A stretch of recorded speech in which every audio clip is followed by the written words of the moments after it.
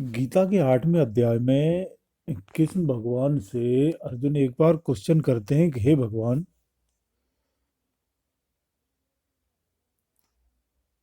ब्रह्म क्या है, अध्यात्म योग क्या है, कर्म क्या है, अद्भुत क्या है, अधिदेव क्या है। कृपया विस्तार से बताएं। तो कृष्ण भगवान समझाते हुए बताते हैं उनको कि जो अविनाशी है वो ब्रह्म है, और जो जीव है वो अध्यात्म है, तथा संपूर्ण प्राणियों की उत्पत्ति करने वाला जो द्रव्य है वही कर्म है। जो नाशवान शरीर आदि पदार्थ हैं वे अद्भुत हैं। इंद्रियों का अधिष्ठा, देवता का अधिपति जो पुरुष है वो अधिदेव है। और हे पुरुषोत्तम, हे अर्जुन, इस देह में अधियज्ञ मैं ही हूं। जो अंत समय में मुझे याद करता हुआ देह त्याग कर देता है वह मेरे में ही लीन होता है। इसमें कोई संशय नहीं होना चाहिए। अंत समय में जिस जिस भाव का स्मरण करते मनुष्य देह को त्यागता है वह मनुष्य उस भाव को ही प्राप्त होता है। इसलिए तू सब समय मेरा ही स्मरण कर, तो मुझे प्राप्त होगा।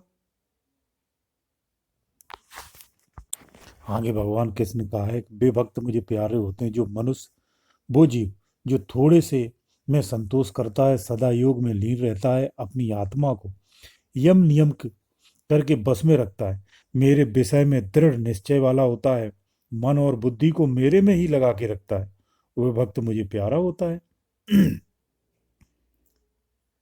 जैसे कोई प्राणी त्रास नहीं पाता और जो स्वयं की किसी प्राणी से त्रास नहीं पाता, जो हर्ष क्रोध भय और त्रास रहित है वह मेरा अत्यंत प्यारा है। जो किसी वस्तु की चाह नहीं करता पवित्र रहता है। जो चतुर है, शत्रु मित्र से रहित है, जिनको किसी प्रकार की विवथा नहीं सताती है या नहीं पाल रखी है, और जिनसे सब प्रकार के उद्यम का परित्याग कर दिया है, वही भक्त मुझे सबसे प्रिय है।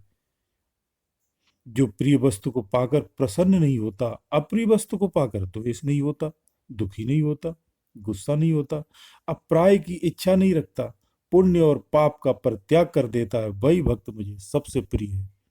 जो शत्रु मित्र मान अपमान सर्दी गर्मी तथा सुख दुख को समानता से समझता है, किसी भी आसक्त को नहीं देखता, वो भक्त मुझे सबसे प्रिय है। जो स्तुति और निंदा को